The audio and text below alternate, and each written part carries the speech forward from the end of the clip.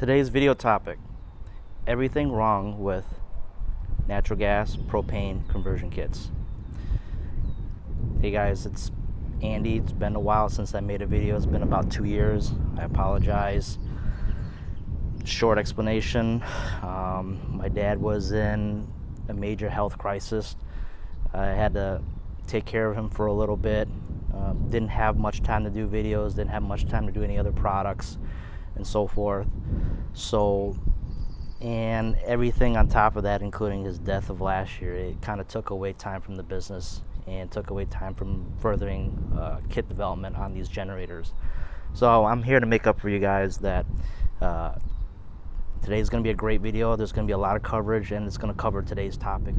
All right, fair warning, if you guys don't like long videos, you don't like long speeches and so forth, I advise not watching this video. But for everyone else, it's going to cover a lot of common questions that I get, and I've been getting a lot of requests for kits on other generators, especially larger generators. And one of the three biggest ones would be the Predator 8750, DuroMaxes, a lot of Hondas, especially this guy right here. So we'll cover that. And number one, this dude right here. As you can see, it's being torn apart, and I'm trying to find ways to get this fuel adapter fitted on here. So I just finished the fuel adapter. It's my first sample batch is going to come in. I don't have it to showcase you today, but I just figured I'd just throw a video before it comes in, and then after that I'll do another video as well too. So I probably get requests for kits on this generator almost every day. It's crazy. So one of the things that has been an issue with this generator is that there's no space, and the air box hits on this plastic piece right over here. There's no spacing at all. As you can tell, I had to tear apart this generator to get to it. Now if you add a fuel adapter there, there's going to even be no space. So I would have to custom build an air box along with the fuel adapter. So we'll cover that next time once everything comes in, and I'll showcase that. I know everybody's been anticipating this generator, but we'll get to it. Still working on it. So I haven't forgotten about those folks that emailed me. Before I head inside, I figured I might cover some of these generators that I picked up over the years. So for those who think that Honda never ever built a propane generator, here's proof. Honda EM 6000 GP propane gas generator. Very, very, very, very rare. I picked this up as a one owner, paid $350 for it. He was the original owner. I believe he said he paid between $5,000 or $6,000 back in 95 or 96. Used it up north, ran his jacuzzi, ran his cabin and so forth. He said great generator, still runs, nothing wrong with it. He just figured that he wanted something bigger. So, but he used this for years and years and years. There was no issue with this generator. In other countries, they offer natural gas. Here they offer propane. So I thought this was a very interesting generator. Is it converted? No, it's not. Here's the matter of fact original Honda shop manual, and it says EM 6000 GP, and you can see the date, and this was printed was 1999. So I believe they sold this for a little bit. The guy that bought it off the showroom said, the salesperson says that very rarely that they sell these because it was just overpriced. Not much people can afford it. But it's basically this generator, but with propane. Same engine, same layout, same starter, everything. If you look behind it, looks like Honda used their own regulator. I'll probably have to tear this apart one day and show you guys. And they did a spud-in style. So they used the factory carburetor, they tore out their internals, and they have this machine tube here, I guess, and it connects all the way to the top. It connects those regulators. So it's a very simple setup. I can almost just tear this apart and put it in that. So He said it ran. I believe him. So I haven't had time to work on it. There was another one that I ran into. It was mint, but the guy wanted about $1,200 for it, and it was a 4-hour drive. I didn't have time to go out and pick it up. Man, if I did pick it up, I don't know where to put it. I just have so many generators, it's kind of hard to find space for everything. But the guy who had this, he used this. You can see how many hours. It's 6,000 hours. That's crazy. Doesn't blow any smoke or anything. So for folks who think that generators, propane ruined generators, they haven't. I bet you if I tore this one apart, it looks just fine and runs just fine too. So numbers don't lie on that hour meter. But Honda discontinued it, I believe, after the early 2000s because nobody was buying them. But of course, they're just so expensive. And in Japan, they do sell propane generators, and it's very similar to the EU 2200. Thing is that it's like $3,000 US after the conversion rate. Nobody's going to pay that amount of money for it. So, all right, let's head inside and cover today's topic. All right, so why the major dissatisfaction with today's conversion kits?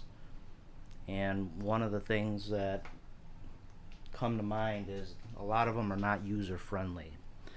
So when you do receive parts, and these are from the other 5 or 6 major brands out there for conversion kits, we'll go over them in a minute. But when you do receive the kits, and I'll show you an example of one, I'm going to reach out for it. So this was sent to me by a customer who wanted to trade in their kit for mine, and I took theirs because I wanted to see why they've called me. So, and these companies have been around for a long time. They're around a lot longer than I have. But so we have one. If I was to open one, everything comes like this. All right. So you would have to do a lot of your own assembly, and you have to have a little bit of know-how in order to have these kits be put together. Whereas mine, bring the camera over here for a minute.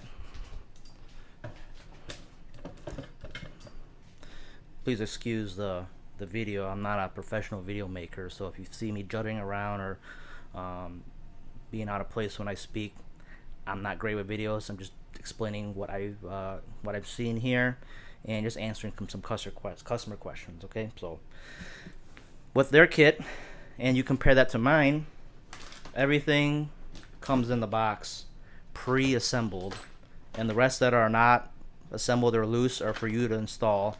So I take a lot of the hard work out of it. So it comes with quick connect. The others don't have quick connect. Fuel settings are adjusted here. They're all preset. You pull it out of the box, it should run.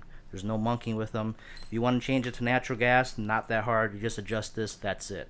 Okay, so this kit here is to directly connect to the propane tank. There are additional hardware if you want to connect to natural gas. Reason being is that you can't use this to connect to natural gas. It has other fittings. Of course, this is only for propane, but you can run on natural gas. And even the fuel adapter hose assembly, and here's the fuel adapter, is already complete. Everything is complete in here. All right, it's not loosely thrown in a box. I've taken a lot of guesswork out of it. Even the fuel settings. A lot of folks have issues with the fuel settings. So, sometimes they'll take an hour or two just to get it right, and sometimes you have to call the customer support to get it. Have some questions. Say, hey, mine doesn't run right, it doesn't idle right. When I hit the eco mode or a low idle switch, it just surges. This doesn't do that. It will run when you hit the eco mode, and I'll show what eco mode is on the generator. On most inverter generators, the regular non-inverter generators, they don't have that, but I'll point out to the folks that don't have an idea what that is. But this is dialed in. I don't dial them in by ear. These are dialed in with a 5-gas analyzer. It tells air to fuel ratio. All right, you got to have good air to fuel ratio in order for the generator to run great.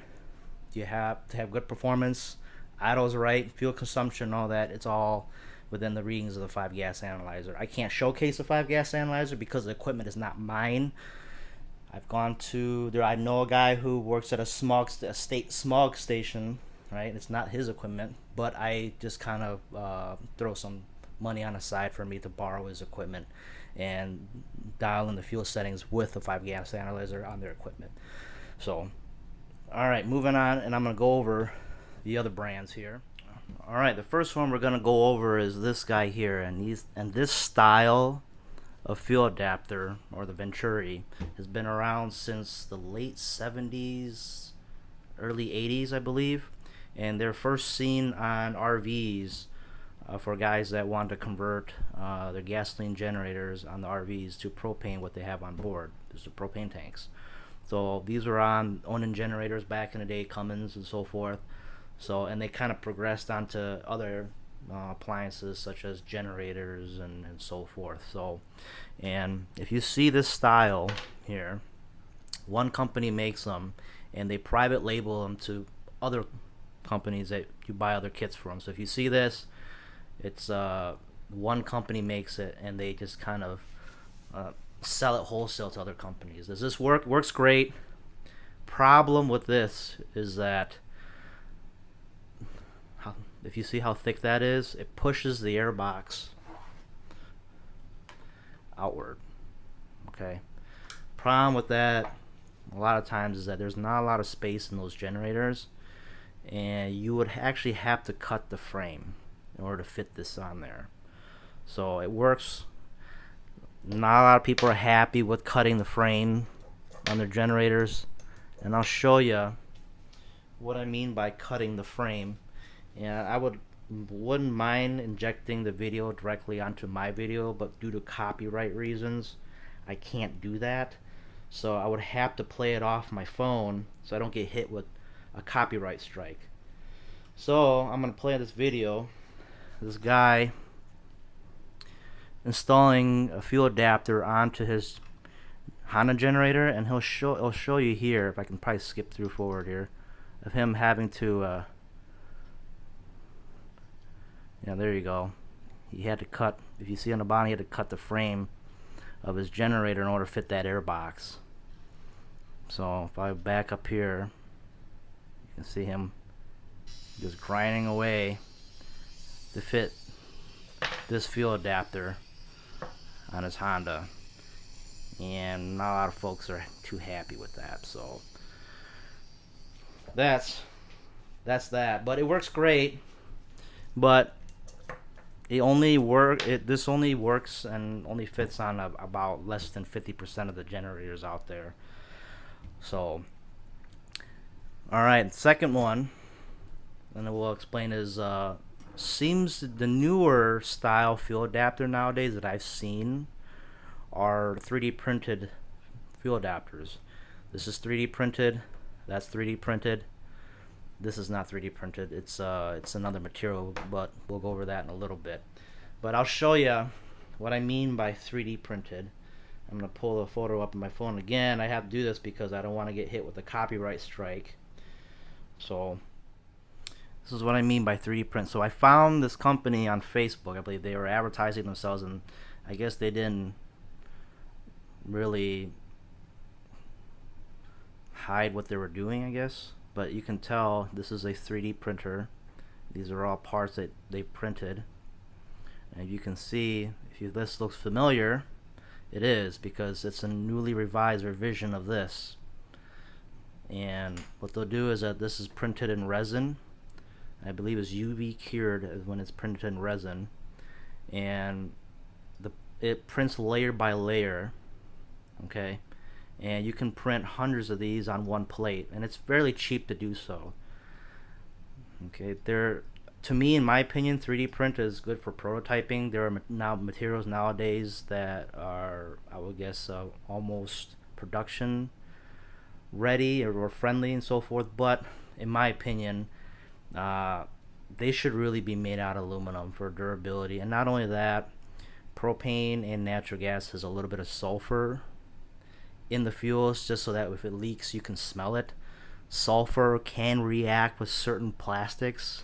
I don't know every single one of them, but that kind of liability, I wouldn't use 3D printed plastics. But it is cheap, and you can manufacture these very easily, and you can produce several hundreds of them with very little cost. But that's not what we do here. Okay, so, and besides the material, the fitment of these, uh, it could be a little bit better. I mean, look how thin that wall is right there. And I'll give you an example of what I mean. So this fuel adapter is supposed to go on this. This carburetor is good for GX390 clones, Honda clone engines, and this is what this fuel adapter is for. So if you put this here, you can see none of the holes really line up. It could be a little bit better, so let's say that this overlaps a little bit, and it right here, or does it go like that? I guess maybe this is the wrong carburetor for it, but it could be a little bit better. Maybe this is the wrong carburetor. This is probably the carburetor for the larger 500cc engines, but the bolt pattern of the carburetor is almost the same. And I know that this air box right here is for that. Well, I guess it kind of fits. I mean, it could be a little bit better. You know how much vacuum leak that's gonna be a problem? So, but if you look at ours, and this is just an example. So, kits that I make are made out of aluminum. This is just a prototype. This is gonna be made out of aluminum, okay? And if you see how ours fit. So just pretend that this was aluminum. This is just a prototype. It fits like that.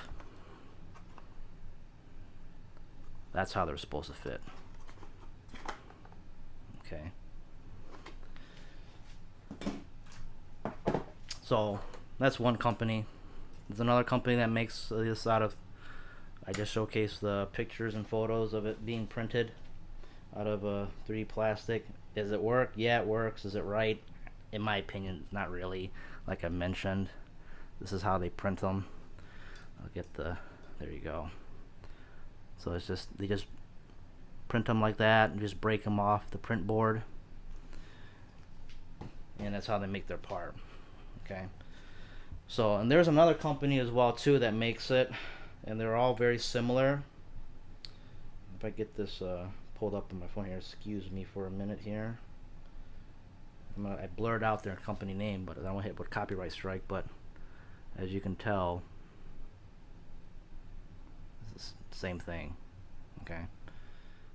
So let's just say that the materials are printed correctly. I know that I've been a little bit harsh on these materials, but let's say it was printed correctly. Though one of the main gripes that I have about this is that when you start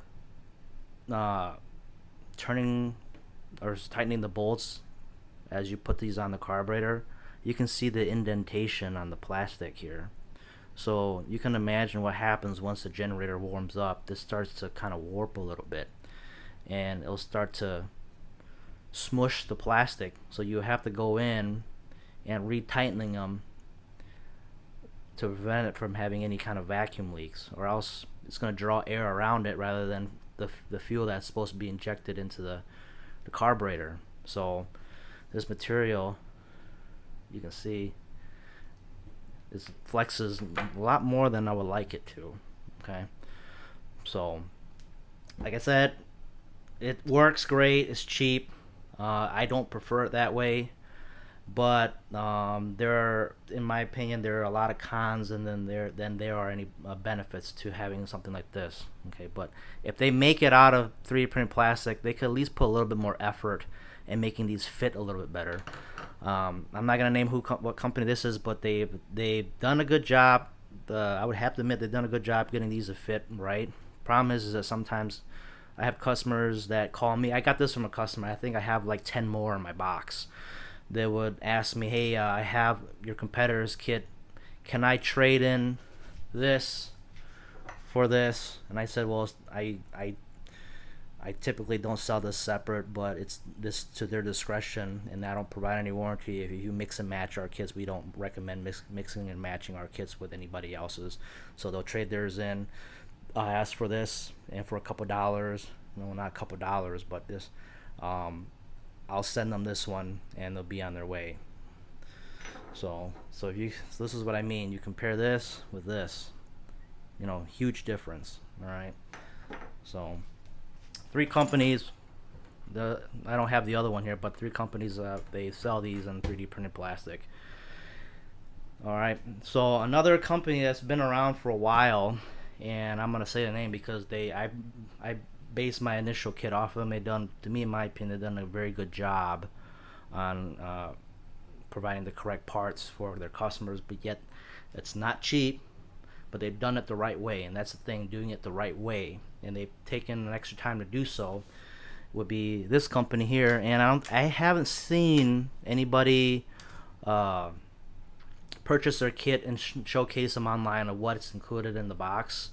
I have purchased their kit personally about 5 years ago. I just kept it in storage, but this is their fuel adapter. So this is, I know it's kind of crude, but in a way, it's kind of, it works great.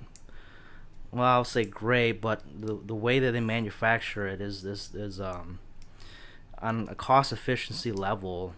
I would say it's genius in cost efficiency. But there's a caveat to this, is that you will no longer be able to use gasoline once this kit is installed, because behind this is like the choke plate that protrudes in there.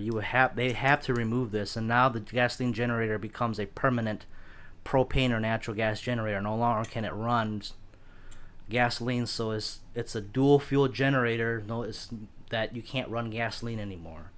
All right. So when I got this was glued together by RTV silicone glue.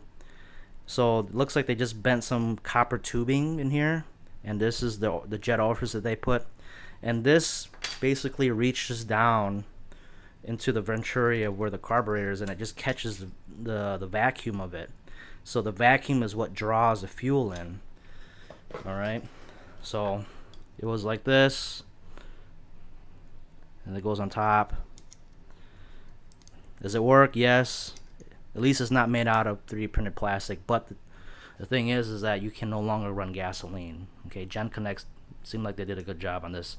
They might have changed the design because I purchased this 5 years ago, but I figured for myself I could do better. This is right here is aluminum, so they cut this. Looks like they laser, judging by the machine marks on here, it was laser cut.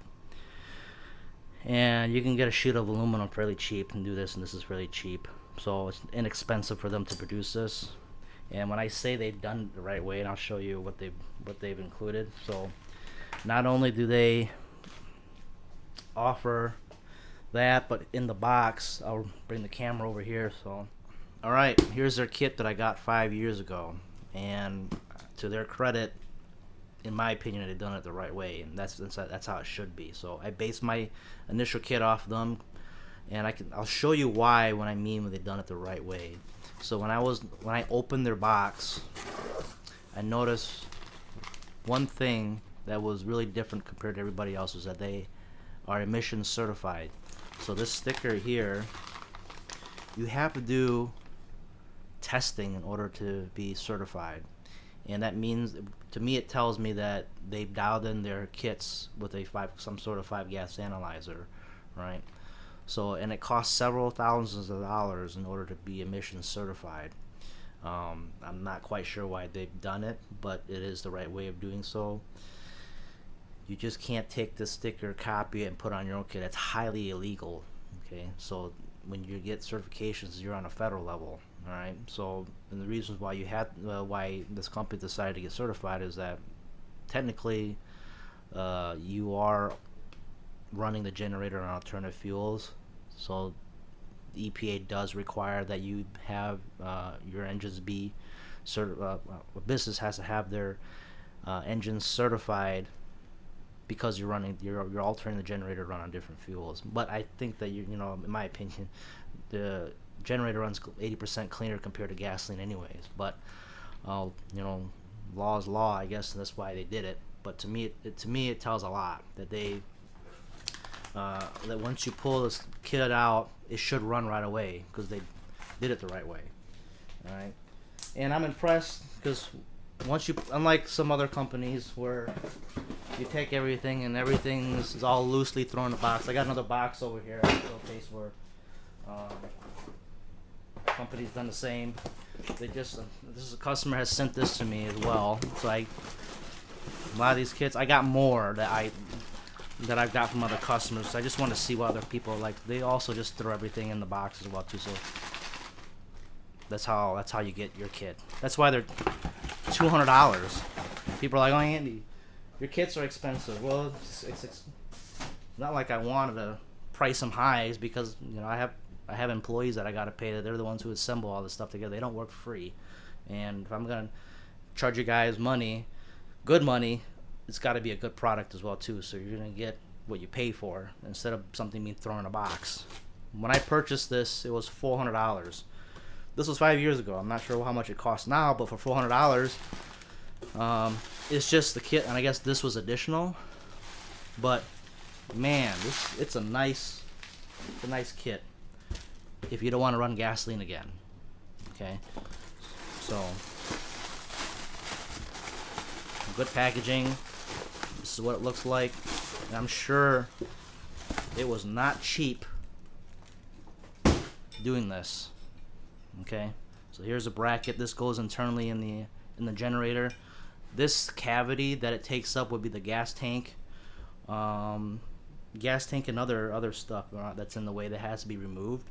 But this bar here is the prime. So you can see as I pull on this, it hits the primer.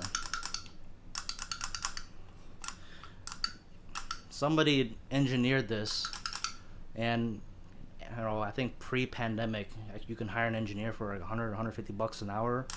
Nowadays, it's $250 to hire an engineer. That's not in-house. So he did a great job in doing all this. Even the bend in that wire too. Oh, there goes my part. But yeah, this is Gen Connect's kit, and I would say this is probably a Honda part. Right? I don't see any Honda. Yeah, this is probably a Honda part. Looks exactly like a Honda part. And this is a solid piece of aluminum here too. Yeah, did a good job on this. It's been a while since I looked at this, but yeah, that's their kit. Alright, put everything back in the box, but do remember, they only offer kits for propane or natural gas. Once you convert their kit on your generator to these fuels, you won't be able to run gasoline again. These are not tri-fuel kits. They're just propane and natural gas kits. Okay, do remember that. And not only that, they only, I guess, according to their website, they only make kits for Hondas. Nobody else or no other makes and models, just Honda only. Okay, just remember that. Oh, I forgot to show you the hardware that comes with it. Okay, so like how they packaged everything's complete how it should be. So great quality kit. They would be more popular if they were tri-fuel, but this is what they specialize in. It's what they do. So it's how they run their business. All right. Last fuel adapter to showcase, and this probably would be the most, in my opinion, one of the most popular. That's and mostly mentioned on the interwebs would be this fuel adapter here. Like I mentioned, due to copyright and so forth, I would rather not mention their name and who it is, but if you go on interwebs, you can see who this is from and the company behind it. So this is patented by them. It's been around for a few years now. The concept is good. Especially that it's a slim fitting right here, the same way that we have designed our fuel adapter to be slim as well. but they decided to make theirs into a gasket-like item. So right here supposedly is some sort of brass tubing connected with a 90-degree rubber fitting, and this is rubber for a reason, I believe, according to their patent. It's there to, so this is not the correct carburetor for this setup, but according to their website, the reason why that's rubber is so that the choke is still functional. I'm not quite sure how functional it could be, but the idea is for this piece to be in the middle of that carb, where that Venturi is, or where the vacuum is the highest. And the reason why you want to reach in the center of that carb is so that the demand regulator operates off of negative pressure, or essentially vacuum, and that's how it trickle feeds the propane. Okay, so when you want to use gasoline again, I guess you can still use a choke, but thing is that I'm not sure how well that choke would work if you want to use gasoline again, because I'm sitting here trying to, because you have to have that fully closed if you want to use choke on gasoline. So I guess, well, this is probably is the right, looks like it fits well. It fits nice, but I would rather see it be improved just a little bit, because I'm not sure how that's gonna, does look like it's gonna close, because once that closes and releases, they advertise that this tube is gonna be bent back into shape. Okay, so you're asking, how did I get this kit? Well, like I mentioned before, a customer gave it to me, so they traded in this kit for one of mine. And don't mind this masking tape here, it's the mask off the company name. I'm sure they don't want me mentioning them of any sort, so I have that covered up. So the downside for this is, well, if your generator has automatic choke, and I'm just going to do this as quick reference. So this is, instead of it being mechanical, for generators that do have automatic choke, there's will be a solenoid here, and when you start the generator, it would automatically open and close electronically.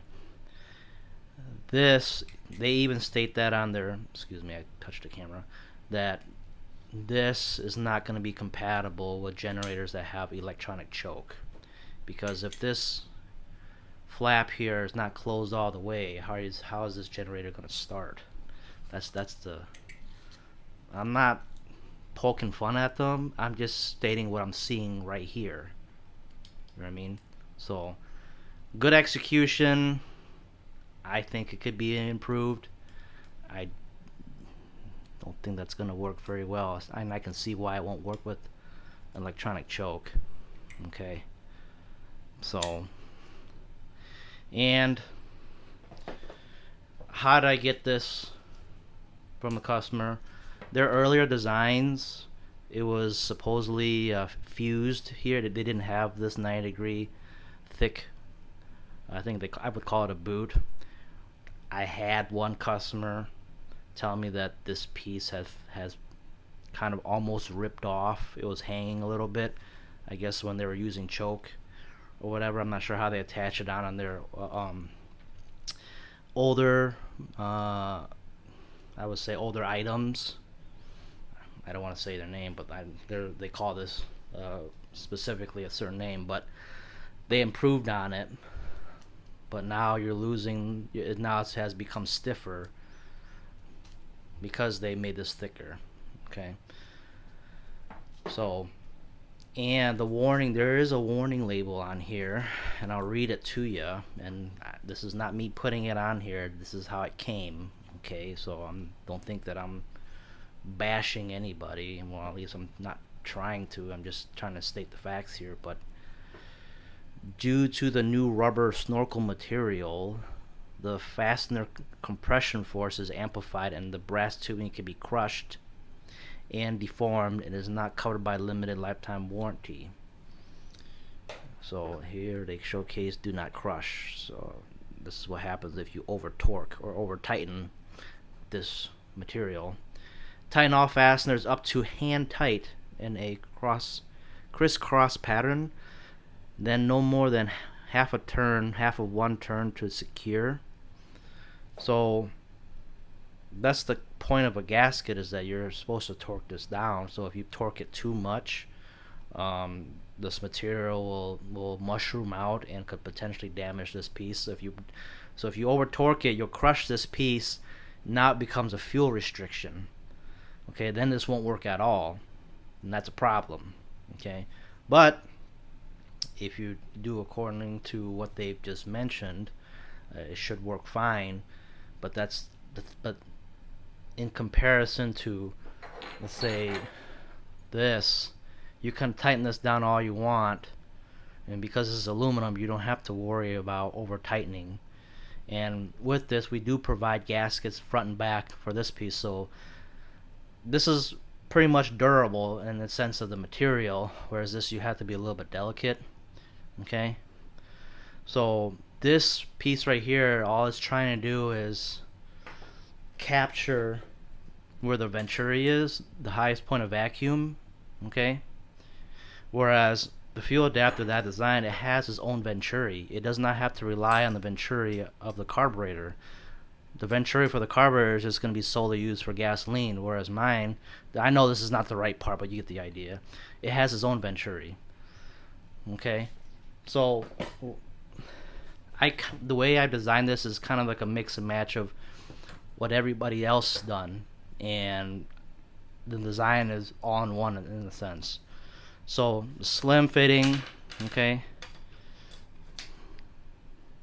and incorporates this design here, but without so much the thickness of this, because this part right here, all right, sticks into the airbox.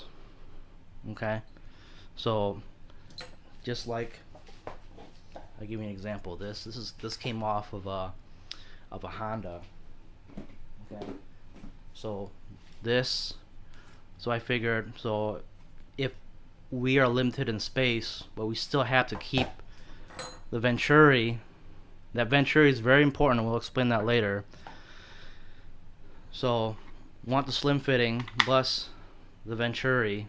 Only space that's left in this area would be inside of the airbox. So you have this design here, but with the slim fitting design of this here.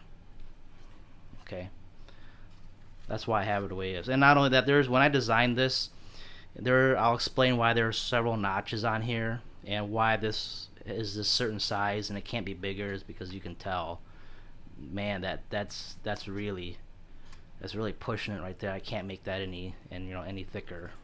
Okay. Well, all right. After going what is obvious with these kits, with these fuel adapters visually, what are some of the things that could pose an issue when running a fuel adapter that's not designed adequately? One, I could say that customers could run into, a lot of them could run into surging. Once you install the kit, you do the fuel adjustment. If they're not adjusted right out of the box, you can get surging. You may get kits that can't run on natural gas at all. There has been some instances where customers return kits, my competitors' kits, because they can't get their generator to run on natural gas. There's a little bit more to it than just putting these kits together and just running natural gas. You have to have the correct inside diameter hose from the natural gas to the generator. Fuel settings, you have to tinker around with the fuel settings a little bit. There's a little bit of know-how in order to run these fuel adapters on the generator and get it to run adequately. So it's a bit of homework. So what I'm here to do is trying to alleviate some of that, some of that issue, so it's a little bit more in line of plug and play. I try to. So, and that goes into what I just explained. When you dial these in with a 5-gas analyzer, you shouldn't have any issue with it, because I basically problem solve a lot of the fuel issues a customer could potentially be facing when running propane or natural gas. Okay, so, and another thing I do have to mention, and when I was building these fuel adapters is I kind of really dug into all the issues that I find around on the net, and some I dig for reference, and some of it I keep, especially this sheet of paper right here. And Carbon Turbo has been a good company. I believe I talked to one of their managers. They claim that they've been around a lot longer than anybody here, and they were one of the first. So, and they're still in business. Great guys. I believe they carry. They don't really. Their main business is not just to make conversion kits. They do conversion kits for trucks, work trucks, commercial trucks, and so forth. And they are EPA certified as well too, just like how GenConnex is. So the guy I spoke to, I forgot his name, but he's very knowledgeable, and I appreciate talking to him. So I don't have his kits here, but from him speaking to me, he mainly has a kit that looks like this. So there's a company that sells this. He claims that they're the ones that copied him originally, so this was supposedly their design, and everybody just kind of took it from there. So, but that's just his word, and there's no gripe about it. Good guy to talk to. But in their user guide and going through their website, there has been instances where you can't run gasoline again if you use this. So this is a universal design. The kits that I make, they're not universal kits. They're tailored to each make and model and brand. And the fuel settings are according to each engine size, make, and model. And when I say make and model is because I know folks will say, hey, this generator I have is basically a Honda clone engine. The Honda one and the Chinese clone I have should run the same fuel settings and so forth. No, it doesn't. All right, the Honda that may have and that comes down to the inverter, and the inverter unit is essentially the engine control module, and the engine control module is going to dictate how the engine behaves. Some inverter units are a little bit more particular than other generators when it comes to running alternative fuels, and the main thing that boils down to is target RPM. I've come to find out that propane and natural gas runs at a slightly lower RPM when it idles compared to gasoline, and this is due to the nature of less BTUs compared to gasoline. So, and I've tested this out. So here's an example. If you run your generator on eco mode, right, so the engine idles down, and it has to see a certain target RPM, and it can only vary plus or minus 200 or 300 RPM. And let's say this generator is gasoline only, and now you're running it and converting it to run propane or natural gas. You know what's going to happen. Propane or natural gas runs at a lower RPM, and if the generator control module, the engine control module within that inverter unit sees that it's running really low, the generator is going to freak out. It's going to start surging because it's trying to up the RPM. So when it's trying to compensate, it's basically fighting against its own parameter because it can't reach that parameter due to the fact that you're running alternative fuels, and that's a problem. Okay, I can get in a little bit more on that later on, but I'm trying to just kind of focus on this kit. But we'll get into that, like I mentioned, a little bit later on and more in depth.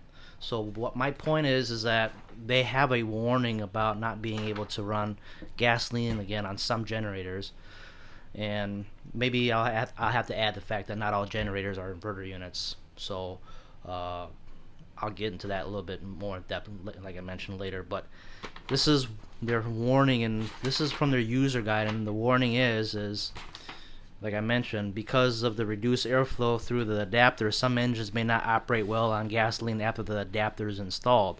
With new gasoline carburetors, there are no adjustments to compensate for this concern. Should your engine run poorly on gasoline, it may be necessary to remove the adapter when operating using gasoline. So you have a generator that's on gasoline and it can only run on propane or natural gas, and then that kind of defeats the purpose of you having a tri-fuel kit. And to me, I ask, why is that so? So rather than just listening to folks on the internet, oh, it's not going to run, and then Well, if it's not going to run, is that it? Are you just going to say it's not going to run? Well, you got to have to figure out why it's not going to run. That's another thing that you have to problem solve, and that's what I've been trying to do.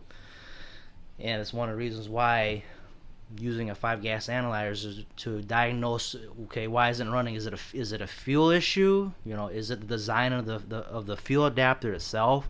What can I do to modify this fuel adapter so it can still run on gasoline? You know, rather than just say, okay, I'm gonna make this. If it doesn't run on gasoline, that's it. You know, I mean, it's you only have one or two choices. I think it could be better than that. Excuse me, I think we could do better than that. And that's another area where when I made the fuel adapter, I kept that in mind. Tri-fuel. We have to have gasoline working on the generator. That's what the generator came from factory. If it works before the kit, it should also work after installing the kit. That's how it's supposed to be. Okay? So, but I can see why they just made just one design, because you know, there are several. This is for a GX390 engine, Honda engine, and it's also compatible with other Honda clone engines, Honda clone GX390. So they just made one fuel adapter that fits all, regardless if it's 390 cc's all the way up to, I believe, like 480 cc's and plus. That's a huge variation for the amount of engine displacement. So for myself, I've actually had to make 4 different fuel adapters. So excuse me, like I said, this is plastic. It will be CNC machined from aluminum, but this is just a prototype right now. So I've come after several hours of testing and almost 500 hours of me CAD designing this. I put 500 hours into this, and like you can imagine, if I paid somebody else to do that, $250 an hour. There's a reason why people don't go through and do details like I have, because it's just not cost effective. You know, it's just easier to do this. It's only going to take, like, you know, 3 hours on AutoCAD program to design this, and that's it. Where I spent 500 hours on this, and if you would have paid somebody, you know, $250 an hour for 500 hours, that's not cost effective at all. So now you're going to ask me, Andy, why would you spend 500 hours on this project? It doesn't make any sense. Well, what makes sense is that it has to be done right, and I want it to be done right. And that's the whole point of it. So, and I'm going to go through just a little bit why it's taking me so long to do so. So, let me bring you over to my project here, and this is what I've done. So, others out there use 3D printed products as the final product. I use it to do prototyping, and prototyping only. Each of these parts were trial and error parts. Each of these parts were slightly modified, or sometimes I have to, well, here's one of them. I had to grind some of it out just for clearances. Like this is a, so you can imagine this, and here is the final result, right? Why these notches, there are clearance notches here so I can fit different generators. Okay, each of these parts that were printed takes between 5 or 6 hours to do, and I threw away some. I probably should have kept them all, but I kept them here to showcase how many times, how many revisions that I've done throughout the 500 hours that I spent slightly tweaking every single one of them, even coming down to how tall this is, because that also affects the Venturi as well too, and the internal designs of this. I know it's black, you can't see it, but once I do have the final pre-production part, I'll showcase that to you. Okay, that's where all the time went. Okay, and why is there a part that's several different revisions? One is taller than another. Okay, one is wider than the other. Some has, these are fuel channels here, some has more than the others, and that is in accordance to how many cc's this fuel adapter is applied to that that engine. So if it's a, I would say, 420cc engine, it will use this. So what's the difference between this and this, Clarence? And I'll show you that. I'll show you why in a little bit. Okay. And for engines that are a little bit bigger, I believe, what was it, like 450 something. I don't quite. So I got a brain fart. But any engines that are a little bit bigger than, let's say, like about 460 to all the way up to 480 cc's, it has more fuel channels here. And not only that, you can tell slightly this fuel channel is bigger than that. So in back of here, I have written 60 millimeters and 6 millimeters and 5 millimeters. And the inside of them, here's my 2D drawing. So it has this chamber where the fuel goes into, and it goes and distributes all around the Venturi. Okay, and the size of these fuel channels matter according to how big the engine is. So if you use a smaller GX390 clone engine, you use this. If you have one that's bigger, you have to use this. Okay, and for the generators that this was applied to, I couldn't go any bigger than this. This is the max, especially the thickness. So this is thicker than this as well too. And each and every one of this was designed individually. That took a ton of time that most other companies don't want to spend because it's not feasible. It's just expensive. But for somebody like me who knows how to CAD design, print, and do everything else and make 2D drawings, why not? Has anybody ever heard a term, jack of all trades, master of none? This is basically what I do. Alright, so now with these 4 fuel adapters for the GX390 Honda engine or its clone, this should fit about 90% of all of those generators on the market with these 4 combined. So, and for the smaller GX 200 engine, it's the same thing. So these 2 fuel adapters will fit about 90% of them that's on the market as well too. The main difference would be the right here, the size of that hole here in which the propane or natural gas comes out of, and the notched clearance notch here. Some airboxes have this notch that has to be cleared out, some don't. Most common on a lot of the Chinese clone engines will have that notch, and a lot of the Hondas don't need it, so that's why I have 2 of these. Okay, and so far I haven't had a customer tell me, hey, I gotta trim or I gotta shave down these fuel adapters. No, I've taken the time to basically gather a ton of these generators and break them down and test fit them myself. So that's how it should be done, in my opinion. That's how it should be done the right way. After I said all this, I know what you're thinking. You're thinking, hey Andy, all this is not really necessary. I don't have an issue with it. I haven't heard anybody have any issues with their fuel adapters or other kits. What you're doing, it doesn't make any sense. Well, I can prove it to you why I do what I do and why I've gone through several hours being really nitpicky in what I design, and I'll show you why.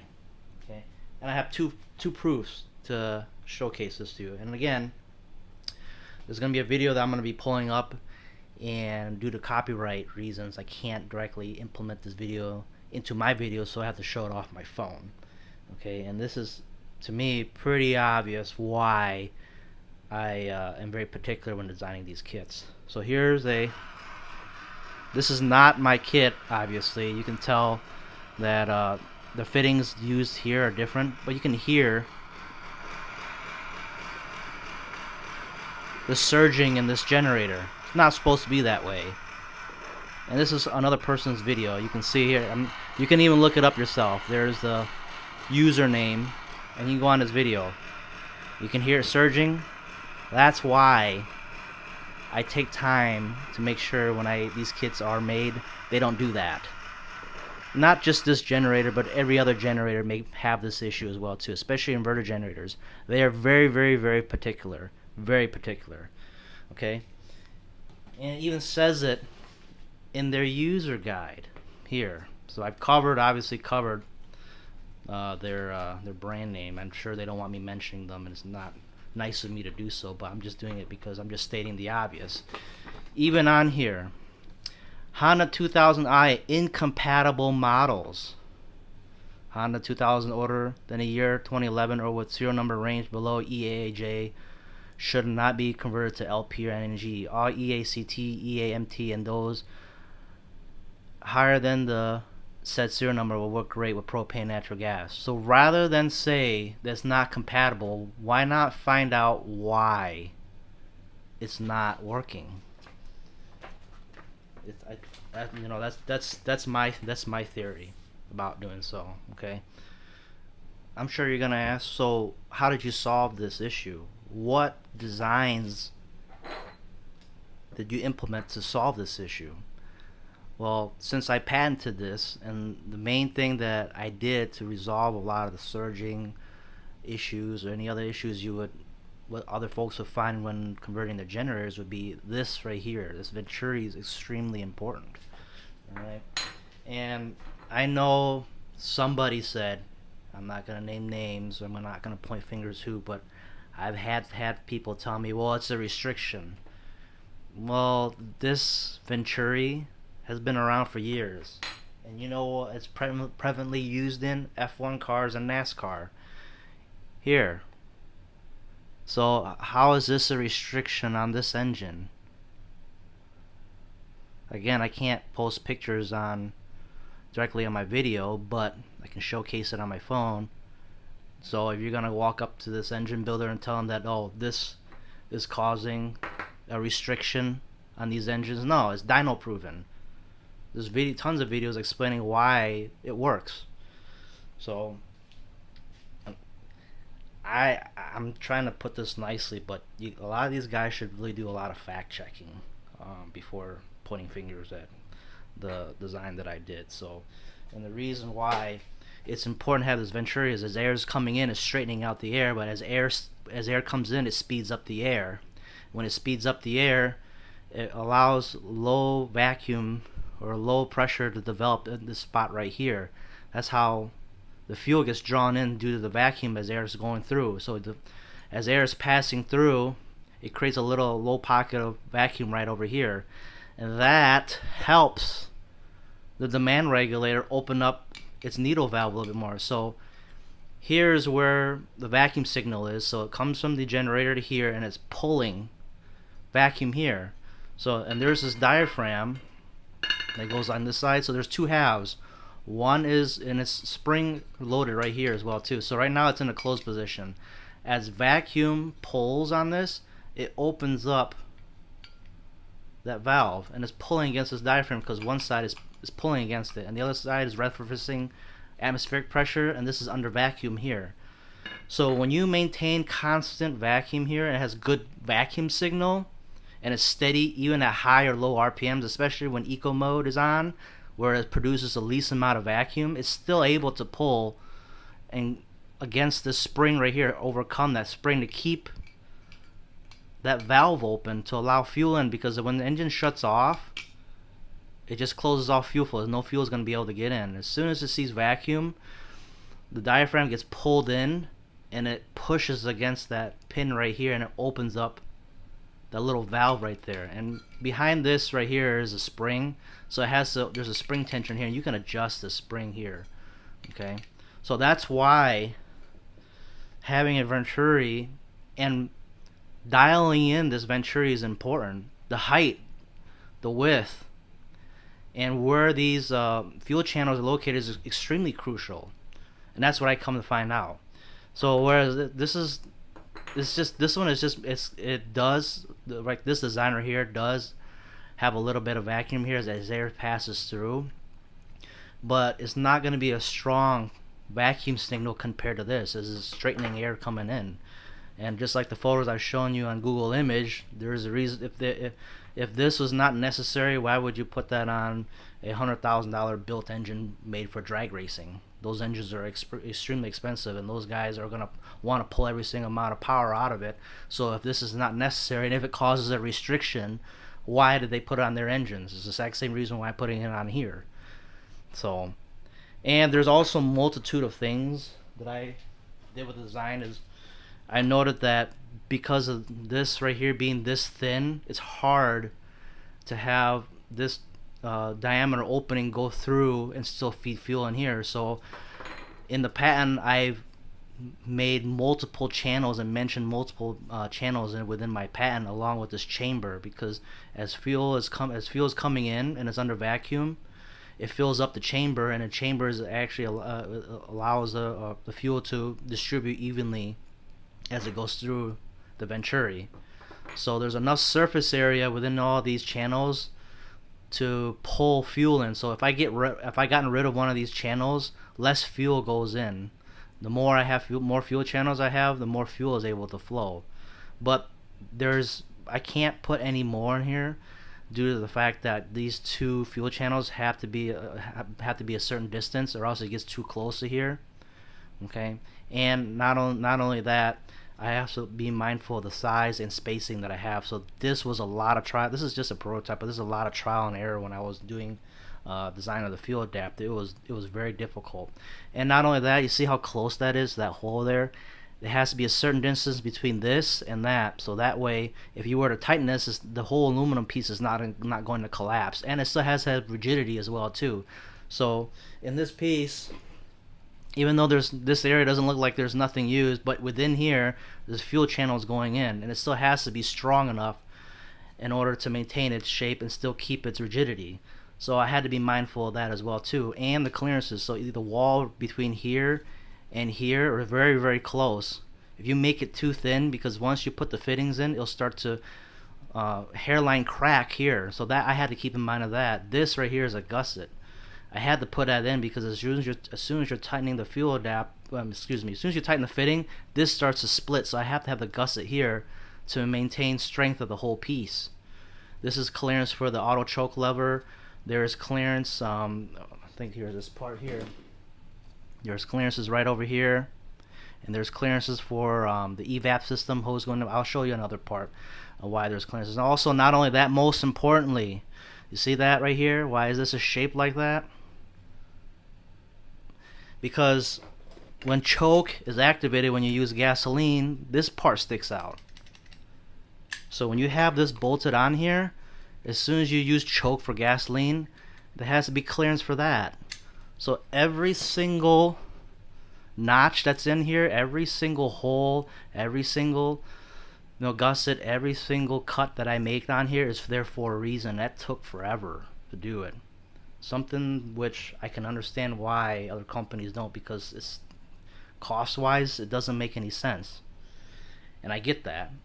And I've only been in business for the past 6 years. So, but I started out as their customer, was on a phone call with them trying to get my generator started, and me being a product developer, I'm looking at it, I'm like, if I'm paying good money for this, it has to be done right. So I'm gonna see what I can do to improve it. And there was a lot of things I can improve. And the reason why I have this is it also allows air to come in and straighten out the air to maximize on the velocity. The Venturi. So not only that, it's not gonna restrict for airflow because because it's gonna stay open anyways when fuel's coming in. So this is just straightening the air here. See? Full flow. No restriction. Shouldn't be any restrictions. Okay? So when they say reduced airflow or restriction, I'm sure they got it off this literature. But it just can be resolved if you were to fine-tune that. That's why I emphasize you can't make universal kits for every generator. They have to be fine-tuned. But it doesn't have to be, as I mentioned here, reduce airflow. It doesn't have to be if you take the time to, make the right part. All right. So I was kind of a little bit disappointed when people say it's a restriction, but then if I compare it to this, okay, you tell me what restricts? This or this?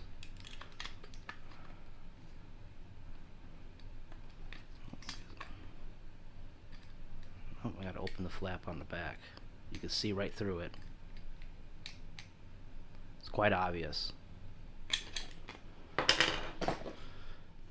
Again, I'm not trying to be rude, but when people just rely on what it's said about what other people say, but don't go through their own testing and try to find out why, and they just blurt out, hey, it's this so and so says a restriction, so and so says that propane or natural gas is bad, it's gonna burn up my valves and so forth. Well, why? Why does it burn a valve? What's causing it? Everybody goes out and just reads whatever is on the internet, but nobody goes out and actually do some actual testing. That costs money which people don't want to spend, and they just say whatever. So I'm sorry if I sound mean or anything like that, but to me it's frustrating because I worked hard at this and nobody really understands why I do it. I guess it's the same reason why when people start businesses they don't really believe you until you do it and actually do it and it works. People are not really a believer until it's in front of them, and that's what I'm doing right now. Especially when I say, in my opinion, this 3D printed plastic should just be only for prototyping, and this is what a customer sent to me. And if you're gentle enough, they work, but if you manhandle it, of course it's gonna break. I mean, they're for this. You can run it over with a car; it'll still keep the same shape. You know what I mean? So I use better materials, better design, better everything, and you shouldn't really have a problem. Also, what I should mention is that when you do put fuel adapters in, you are gonna slightly at times alter how the gasoline flows out of the car because of the way the air is going in. I try to reduce the way the carburetor behaves after you install a Venturi. I've come to find out through my own testing that some generators do run a little bit better with the Venturi because as air is coming in straight in the air going into the car, it makes it a little bit more efficient. Same in the photo I showcased here previously, where a lot of the engine built F1 cars and cars that do drag racing use velocity stacks to straighten the air going into the cylinders, because you're allowing the air to fill up the cylinders a lot quicker and more efficiently. And sometimes, but so far my smaller kits, they don't need any jet resizing. And what I mean by that is, if you look here, these are my feeler gauges, and these pins go through the holes that are in the jets for gasoline on a carburetor. So I'm gonna quickly go over this and why I do this. So there are aftermarket jets for the GX390, also for the smaller carburetors. I've come to find out that the Honda jets are a little bit more, actually a lot more accurate compared to the aftermarket ones. So when you purchase jets for carburetors, and I'll go through this with my kits. So if I feel that if I have you install one of my fuel adapters, and I also test them on gasoline with the fuel adapters installed, and if I feel like the air fuel ratio, richer lean mixture is a little bit off, I'll include jets within the kit, so that way you can rejet them with excuse me, with my fuel adapters. So here are what I purchased, and these are Honda part numbers, and stamped on the side or on the bottom of these jets. I know you can't see it through the cameras, but are numbers. So when it says jet 90, it means in millimeters 90 millimeters. Okay, so this jet, I believe, if I can read it, calls for 95. This is a number 95 jet. And if I was to measure, okay, so this is a good brand digital digital caliper or digital meter. If I was to measure that, it's 93, and it calls for 95. It's going to be plus or minus 0.02, which is, this is close, okay? Not bad. Now I'm going to give you an example of one that's really, really off.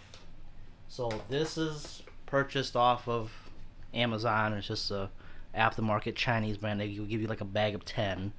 And on here calls for 100, right? And I'll measure it.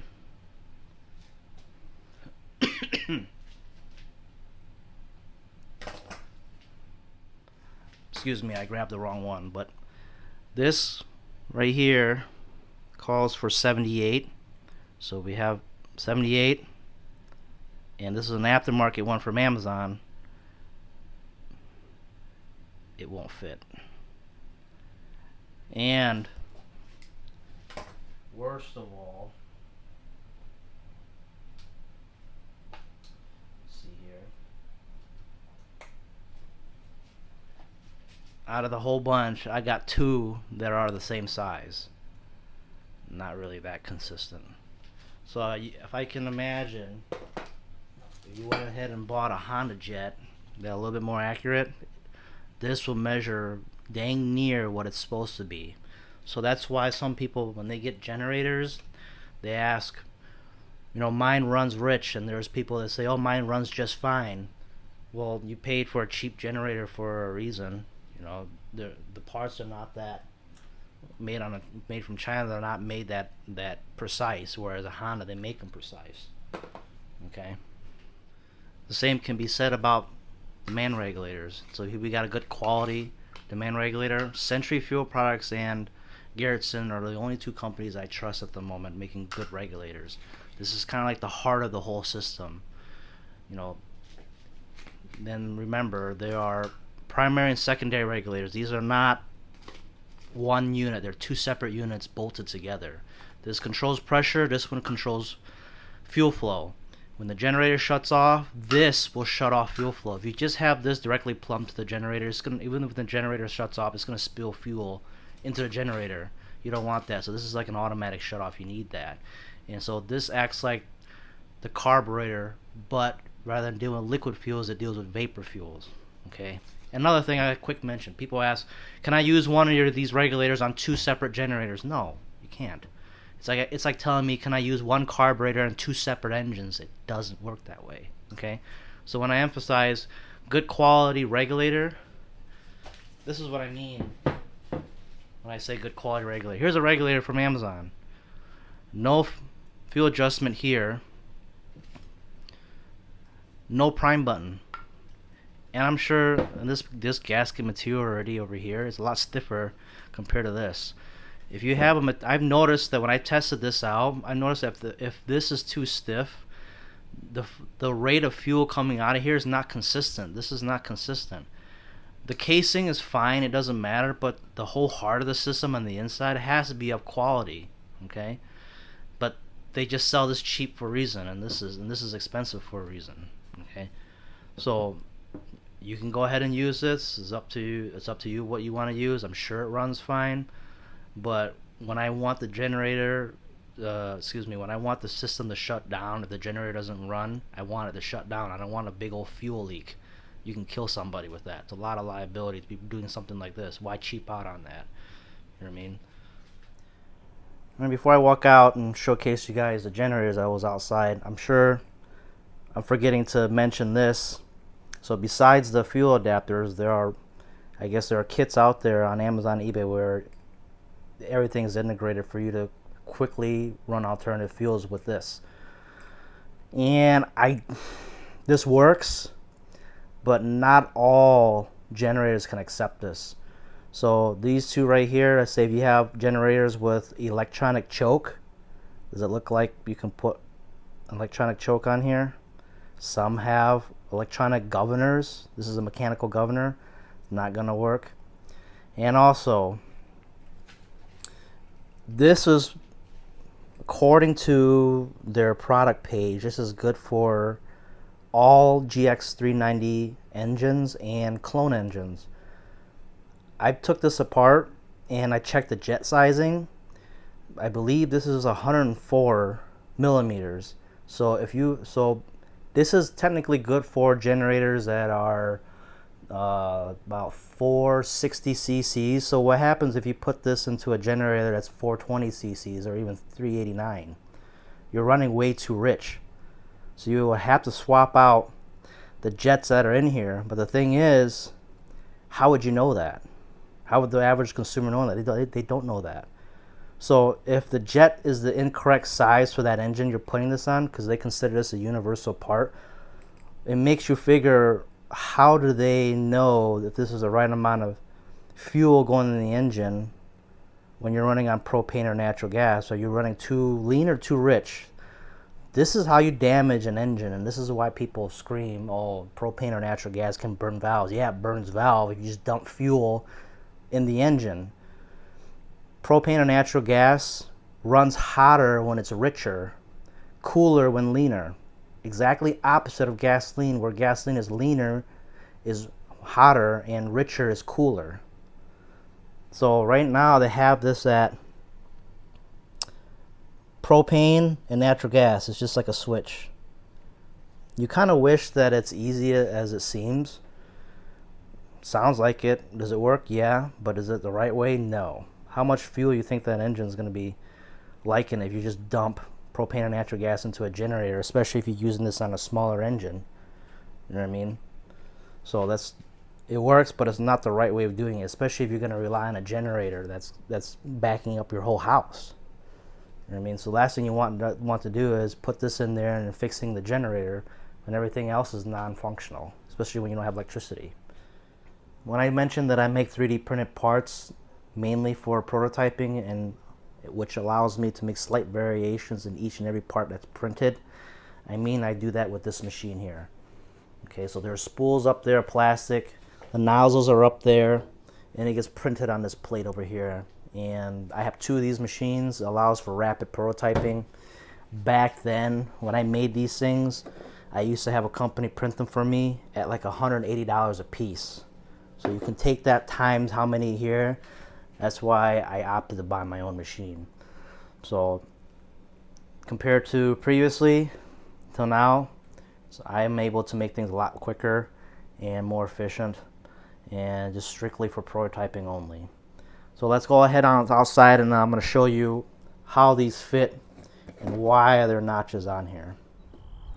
All right, fair warning. I just went through the main component of this video. This is just extra. If you guys are sick and tired of watching anymore and it's been too lengthy, you can feel free to exit the video. But for those who want to know a little bit more further about my design of the fuel adapters, let me show you what I mean when I describe those clearance notches on the fuel adapter. So here's an air box, right, off of the Predator 9500. So you see this here. So here's one of the four that I make clearances for. So you see this here? That way it fits. Now imagine, let me make some space here. That was another fuel adapter.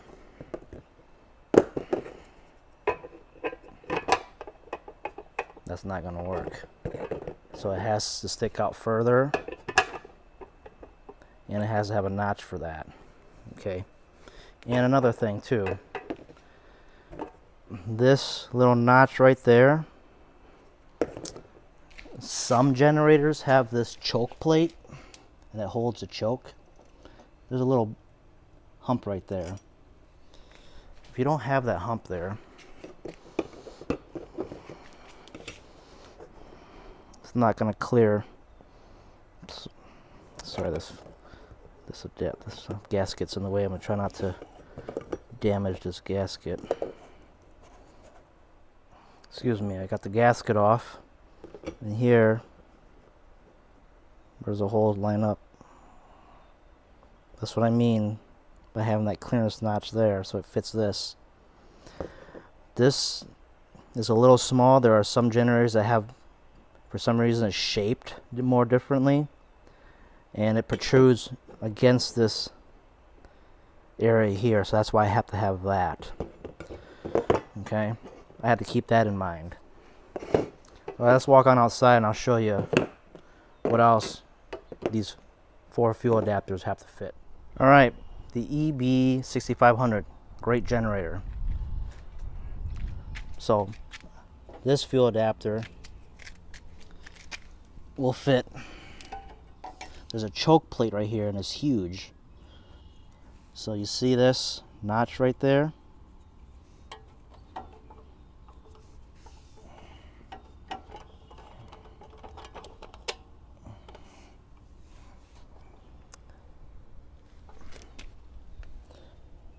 That's why that exists.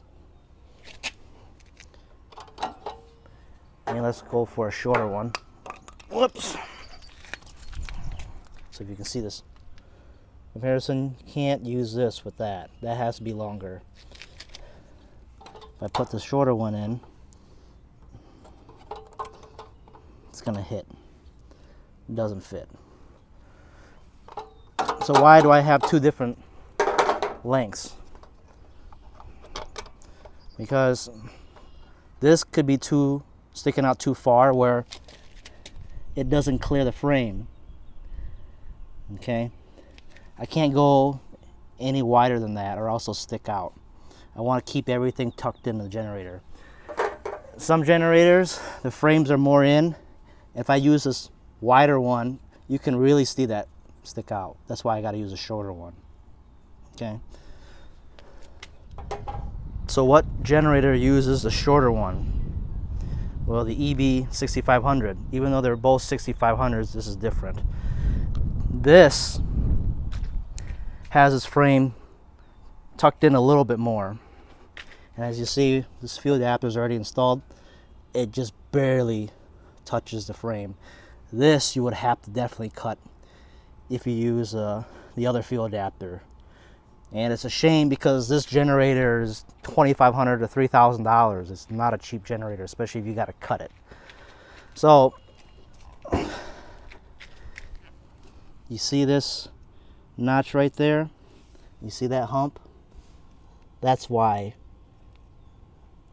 I have clearance notches all over this fuel adapter. So not only does this have to fit that, it has to fit several other generators, and that took a while.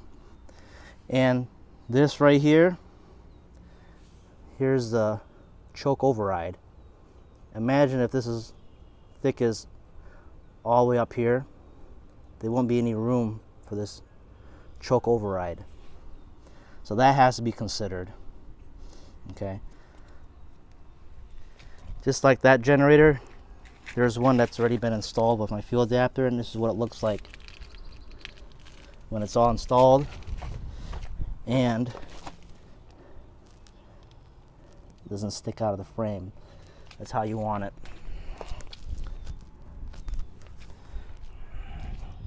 When I mentioned that this specific fuel adapter can't be any larger, because on here I have, you can see how thicker that is compared to this, and I'm using this on this generator. If you can see above, there is absolutely no more space, and on the bottom, this part is pretty thick and it goes all the way up to the other side. You can't make that any thicker. So this area here, and keeping in mind how close that is to the frame, that was very difficult. All right, but I made it fit like factory. That's how it's supposed to be. And for the DuroMax, it uses this fuel adapter here, and it has that notch. That way you can still put your hose back in here. You have to have that to do for emissions. I can't alter any emissions equipment by getting rid of this, so I don't want to be in trouble. So keeping all your emissions equipment, and even with the fuel adapter, you don't have to remove any emissions equipment. It still works just as fine. So because of that, it will clear that as well too, and everything else. I'll show you again. It'll clear. There's still enough barb sticking out for the hose to slip over. And I just took the fuel adapter off this Predator, but it'll also clear this hose as well too. So 4 different variations of the GX390 fuel adapter will fit whichever generator you have. You tell me which one you have and it'll fit. So I know people are going to say, who cares about fuel adapters? I can just go out and buy a generator that's already dual or tri-fuel. Well, you can. There are people who already have good running working generators. It's a shame to throw these away just because you want propane or natural gas. You know what I mean? So Honda's, that's been discontinued. You know, you can't buy a propane Honda generator anymore, not at least here. So if you have these generators and they're still good working generators, you know, just save some money. Rather than buying a new generator, just convert these. Okay, so this is from the, I would say, which one's older? I believe this one's, that one could be a little bit older than this one, and this is the newest one here. And this is a bit more mechanical. It has a mechanical governor, so it's not very particular. When I convert it to propane or natural gas, it runs great. And same with this one, it's not picky at all. This one is a little bit particular, and it requires precise rich lean mixture adjustment. You have to have it precise, and there's one of the reasons why you have to have it precise. This whole top right here, according to the Honda user guide, they call this the ECU, Engine Management Control Unit. The governor is electronic, and the choke is electronic as well too. And it has a auto throttle on here. So the electronic governor has a valve in the back, and it part throttles here to idle down the generator, and when you turn the switch back to off, it full throttles the generator. And it maintains, with this, the benefit of having this is that it maintains correct RPMs for this generator, and everything else is not adjustable. This screw right here is the idle mixture screw. You don't use that to adjust for idle. This is only for gasoline. It's not going to make any difference when you're running propane or natural gas. So it's important that the propane natural gas fuel settings has to be exact, or else this generator will start to idle hunt. It's just going to go rrr, rrr, rrr. But that's not picky. This is not picky. Some generators are very particular. So this one has part electronic governor. It's weird because this has the mechanical linkage, and back over there, I don't know if you can see it.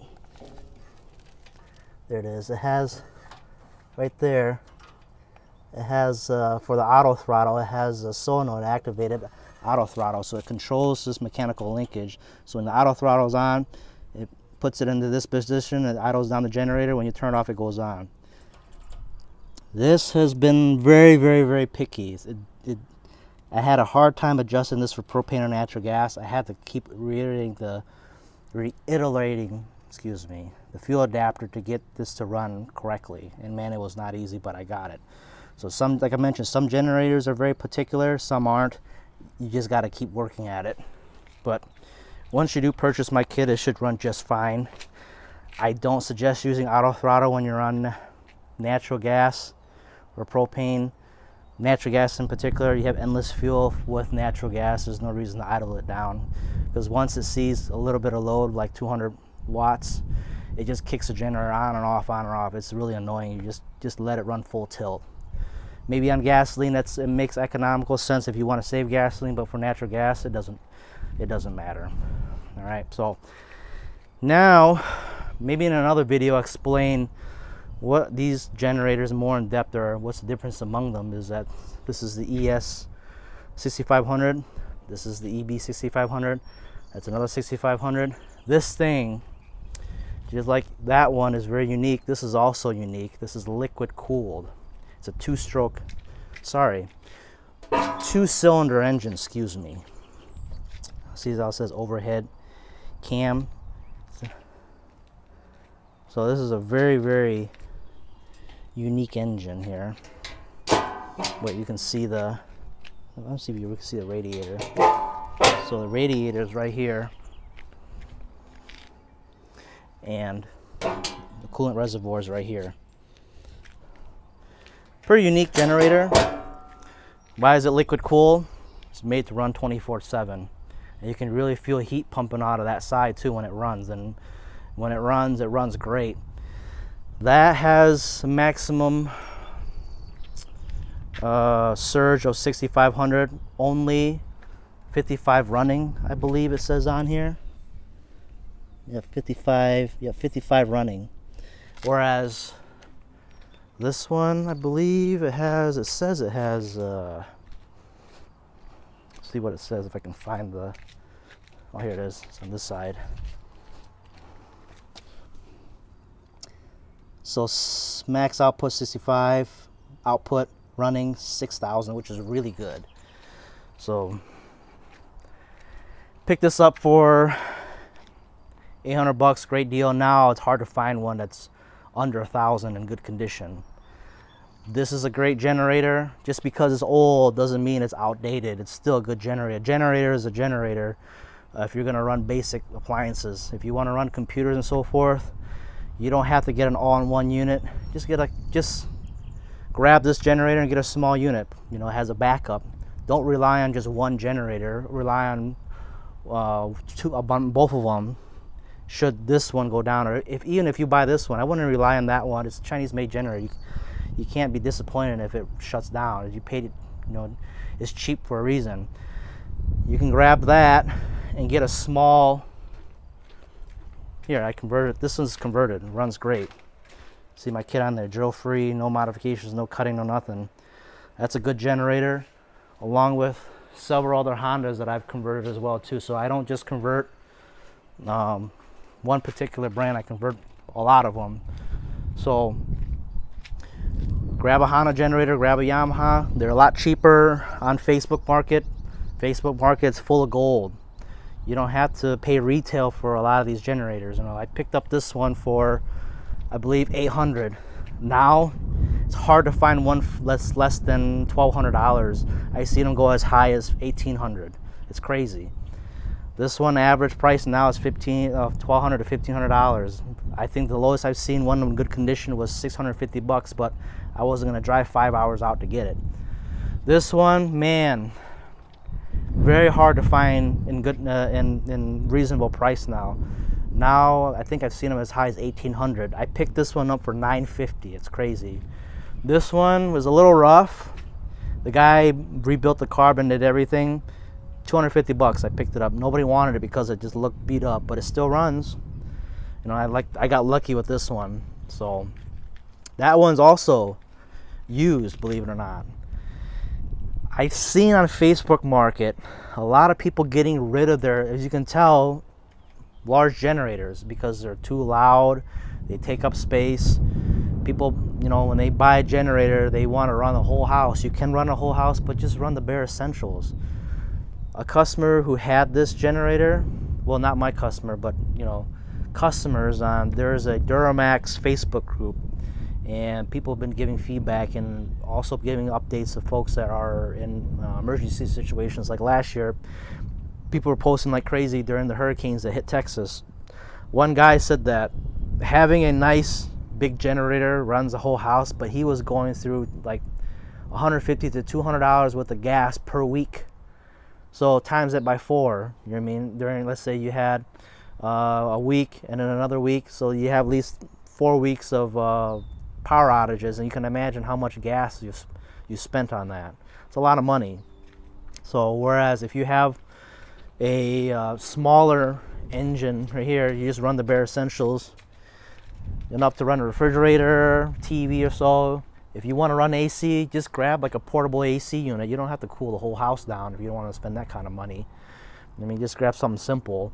It's enough for you to survive. If you want to afford it, you have to absolutely have central air conditioning in the house. You go ahead and grab one of these.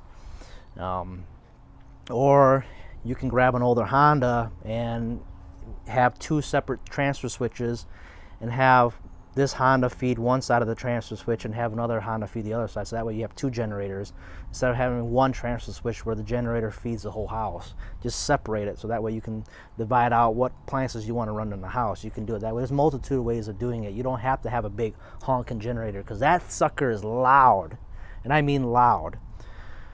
And you can put it in a shed and so forth. I've got this one I bought brand new.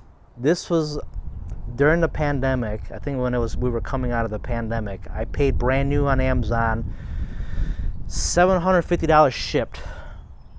After the pandemic, these things are $1,200. No more sale, because copper has gone through the roof with these things. But there's always deals to be made if you were to look on Facebook Market. And don't be if you're mechanically inclined and you can fix generators and so forth. I mean, you can fix stuff around the house, and you can, of course, keep up maintenance on these. If you're not mechanically inclined, you don't know how to, refresh and do an oil change and all that, go ahead and buy a new one. But if you want to save some money and you know how to fix your own things, go ahead and don't be afraid of these used ones. They're all used, they're all heavily used, and they're fine. You know what I mean? And if you do have a generator, and it's non-dual fuel, don't throw it away. They're still good like this. They're still good generators. I see a lot of them for sale. People are asking a lot of money for it, but it doesn't mean that you have to get rid of them. But the trend is, though, I've seen that when I bought this one, I asked the guy, why are you selling it? And he sold it to me for a little under $800, and he bought it for $1,350. And he bought it 2 years ago, and he said it. I was like, why would you sell it? And he goes, why? It's been taking garage space. I don't need it. And he said he wished he had something smaller. And that's the case with a lot of generators, that people don't have the space for these large generators. There's nothing wrong with having a smaller generator, especially an inverter unit. Just convert it, or just buy a dual fuel generator. That's another story too in itself. People are telling me, why don't I just get a generator that's already tri-fuel or dual fuel? There's nothing wrong with it, but not a lot of smaller generators are tri-fuel, especially if you want something that's portable, like that Yamaha. And there's a reason why a lot of the smaller generators are not tri-fuel, is because every time you do, manufacturers that release these generators, they have to be EPA certified and CARB certified for each fuel that the generator runs. And that costs money to get testing on those, especially having a sticker that certifies for each fuel. So imagine selling a generator, it's like $400. A manufacturer's not going to be able to justify getting tested for 3 different fuels and still be able to charge consumers $300 for a generator. To them, it's not cost effective. It's expensive to get it tested. And the little stickers you have to put on the generators itself, those are credits. Let me rephrase this. From what I've understand is that those stickers, you're only a limited amount of stickers handed out that you can place on each generator. Once you run out of those little EPA tags, you have to get your generators tested again, or manufacturer has to get their generators or small engines recertified again to make sure that they are still within compliance, so they can keep handing out those little emission stickers. That's expensive. So there's a whole slew of political reasons why from the EPA. The EPA is so strict. I think that just go ahead and run propane or natural gas. They're 80% cleaner than gasoline anyways. Why they got to be so strict with it? I think at the end of the day, they just want money. You know what I mean? So, well, okay, more on dual fuel generators or tri-fuel generators, but particular in this instance is this DuroMax dual fuel generator. And I know you're going to tell me, Andy, I don't care about Hondas. I just care about this or another generator similar to this that is dual fuel. Can I still run natural gas? Yeah, sure. The thing that I come to find about dual fuel generators, and more often what I've run into, is that this right here, going all the way to the carb, behind there is a hose, and it taps directly into the middle of the carb. Now you can remove this and take this hose and connect it directly like this to the hose there and run it on natural gas. On some generators, I've noticed that it works okay. When I say okay, it means that it does run, but you'll get a little bit of surging unless you tweak the load block that, let's say, other kits offer. You can tweak the load block so much, you can tweak that fuel adjustment so much. A lot of times it'd be okay, but what I've come to notice that it'll surge a little bit, and what folks would do is that they'll adjust the choke part way for the generator to settle down and idle correctly. You can do that. Problem with it having the choke on halfway is that now you're kind of restricting airflow because you're closing that valve halfway. You're restricting airflow going in the engine, and restricting airflow is going to cause the generator to lose a little bit of power. You're not going to get the most out of the fuel that you're using. You want to keep it open so you can get as much air as it can, and you want to adjust the fuel settings and get that right rather than trying to get the generator to run by partly closing the choke. It's not the preferred way of doing it. Does it work? Yes, but I think that you're really losing out on getting the most power the most power that you can out of the fuel that you're using. All right. So does it work? Yeah, sure. But for me, like I mentioned, I'm a very particular person. It's not the right way of doing it. I prefer putting in the fuel adapter, and if you're getting this with my fuel adapter, at least you know that I've done the fuel adjustment correctly, and you're getting the most power out of it when I dial in the rich and lean mixture. Another option you can do is you can just keep this setup here and leave it alone, and add in the fuel adapter and solely keep that to run natural gas. So you have the factory setup for propane with the addition of the fuel adapter for natural gas. So that way you're keeping everything the same. You're not touching anything. You're just adding parts on, and you don't have to worry about filling with anything. Quite a few of my customers have done that. So they have two setups, one for propane, one for natural gas, and they're happy. And with the fuel adapter, it should not mess with anything else. You shouldn't see any performance decreases when running on propane or performance decreases running on gasoline. It's just an add-on kit. It shouldn't disrupt anything else. Lately, a lot of these manufacturers, besides DuroMax and others, these manufacturers are starting to realize that their customers are manipulating their generators and manipulating their dual fuel setups to run on natural gas, and they don't really want people tampering with their equipment. So back then, you can just simply remove this and plumb directly your own kit with the hose, and with your own setup run on natural gas. And the fuel regulation for propane is just all within the demand regulator. Now if you remove that demand regulator and plumb in your own demand regulator and try running on natural gas, you'll start to see that it's not going to run on natural gas that well, because their propane port or the fuel regulation is right in the carb. So when I do my jetting for propane and natural gas, the jets for natural gas are a little bit larger in hole diameter than it is for propane. So the hole diameter that's in here, the hose that goes in here, is not large enough for natural gas. You almost have to drill that out in order to have fuel flow enough going into the carb. So if this is sized, if this hole or this port is sized for is set for propane, it's not enough for natural gas. So a lot of manufacturers have wisened up and done that purposely so that way you can't run any other fuels. So you either have to drill out the hole over here and guess what hole size you have that's needed, or put in a fuel adapter. They're starting to do that. And one example, if I can show up and pull up my phone here, would be when in this inverter generator I had 3 people so far, and if you can see here, this is where you put in your fuel input, and this strictly runs on propane. And I did one custom setup for a customer so you can try getting this thing to run on natural gas, because the demand regulator is external from this, so meaning that you can exclude that and run your own setup. Problem is, as soon as we did hook it up for natural gas, and no matter what we did, we enlarged the hose size. We got a bigger inside diameter hose. We did modify the load block. We did everything, and still we couldn't get that generator to run for the life of me. And I've come to figure out that it's possibly that the port that's on the side of that carburetor inside that generator is limited, so we would have to remove the carb here and drill that hole out.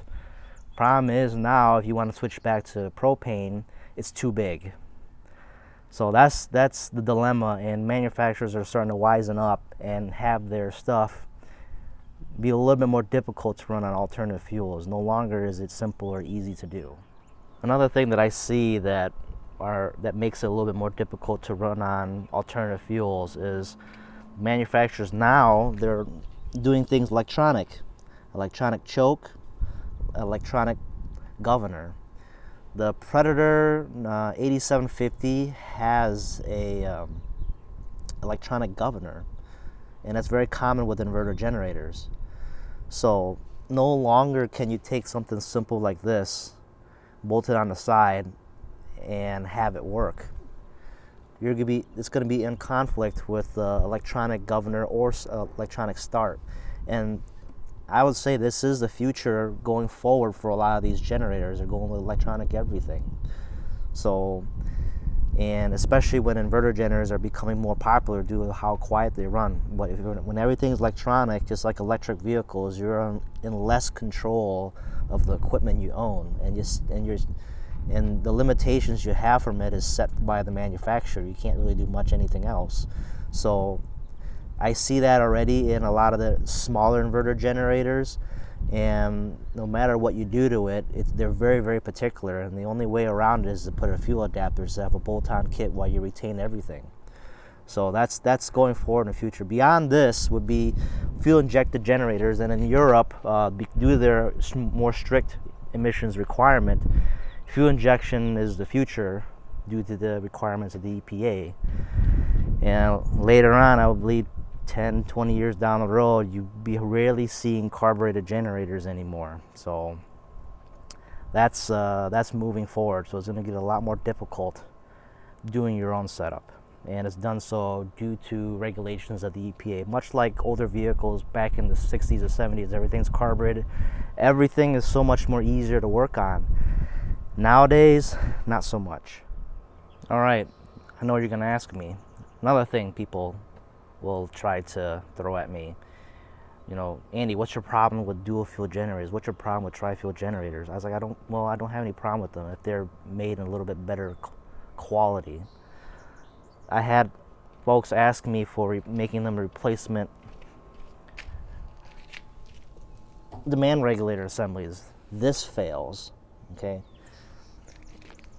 This looks like it's adjustable, not really, okay? Inside, there's a rubber diaphragm. It's supposed to be made out of silicone, durable silicone.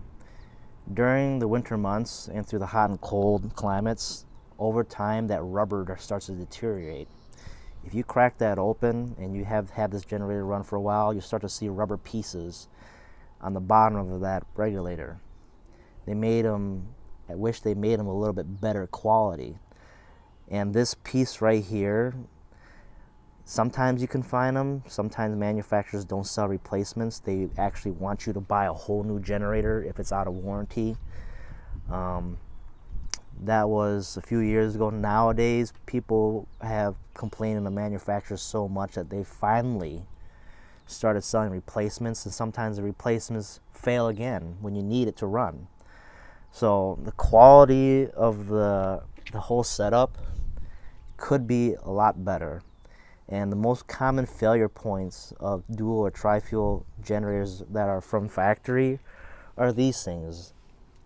They're junk, in my opinion. All right, so these fail a lot. And the metal components don't. It's just that rubber diaphragm on the inside. It's not that great. Generac, believe it or not, back in the early 2000s, sold a lot of their generators that are equipped with propane. Nowadays, if you go on Generac's website, this is in 2025, you'll you don't even see any offerings. Maybe just one generator that's offered that they offered running on propane. They've gotten away with propane generators back in the early 2000s because these things were such a problem. You can look up old YouTube videos of people having this issue. And back then, the propane setup was so new, they wanted $400 for that regulator. Right? It got to be such an issue with Generac that they completely let go of the propane line in their generators and just solely stuck with gasoline. Now propane and natural gas is starting to creep back up. I think it was starting 5 or 6 years ago. And there's a lot of competitions amongst generator manufacturers now, so they have to offer propane or natural gas just to stay competitive. But the thing is that people want cheap. Well, this is cheap, and it fails a lot. And people don't know this. Well, if that fails, if you go to regular small engine repair shops, they only know how to fix things that are gasoline related. They're not really familiar with propane stuff. So a lot of times, and if I go through my local scrapyard, you'll see a whole mountain of generators being dumped because something as simple as that it went bad. Another thing that goes bad on dual or tri-fuel generators, and I can see this on a lot of Facebook groups that have generator support communities, that this doesn't have it, but there's like a selector switch where you can switch from propane or natural gas. And lately, not with everybody, but another thing that could go wrong besides the demand regulator going bad is the selector switch not working.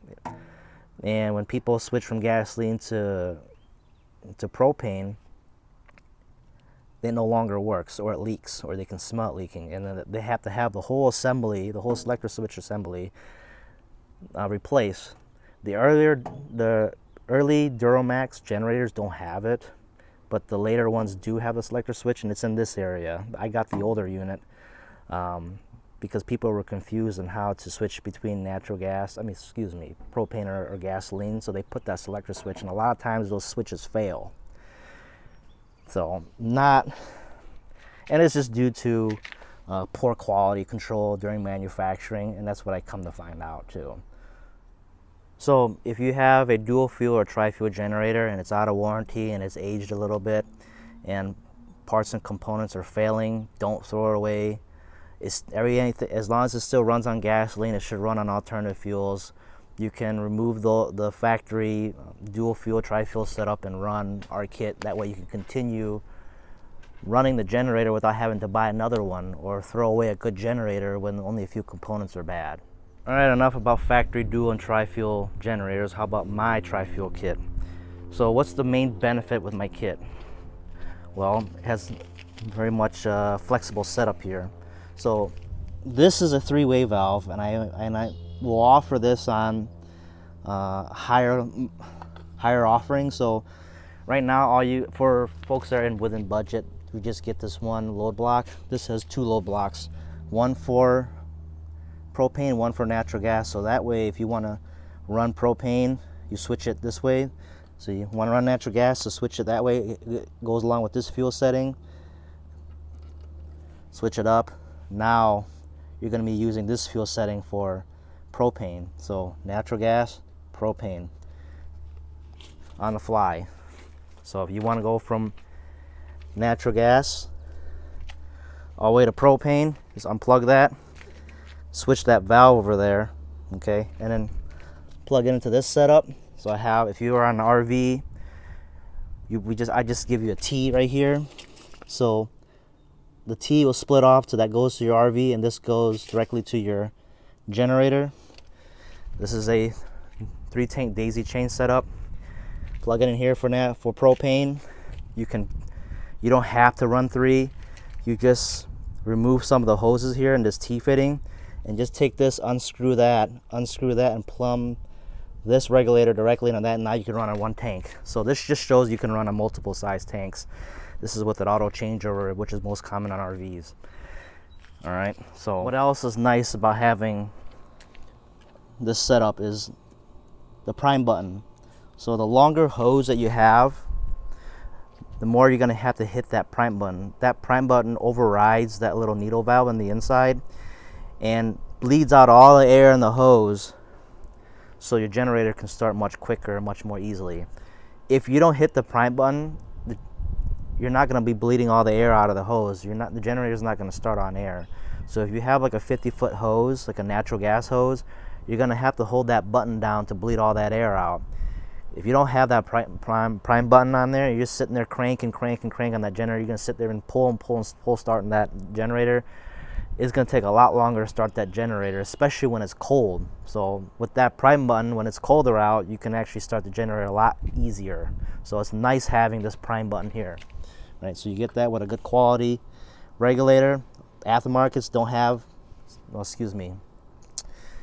dual fuel generators, factory dual fuel generators don't have this prime one. So this is super nice to have. Also with having this setup is that with the fuel adjustments on here, sometimes with natural gas, people ask, so what pressures do I get with natural gas? And it's measured in inches of water column. About roughly 75% of the folks that call in for me, they say that their company tells them that they're getting 4 inches of water column natural gas pressure coming out of their outlet. I get 8 inches of water column, and that's kind of rare.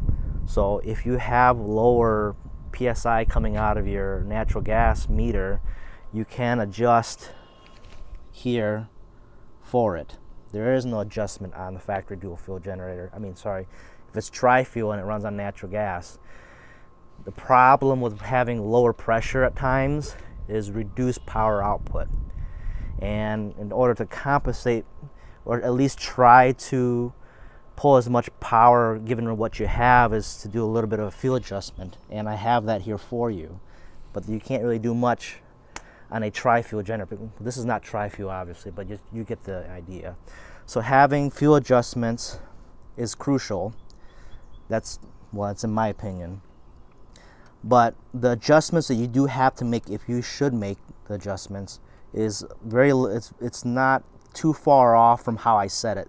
So where I set it is a good baseline, and whether you go lean or rich, so clockwise is lean, counterclockwise is rich, you can set it upon your discretion, or just give me a call for help.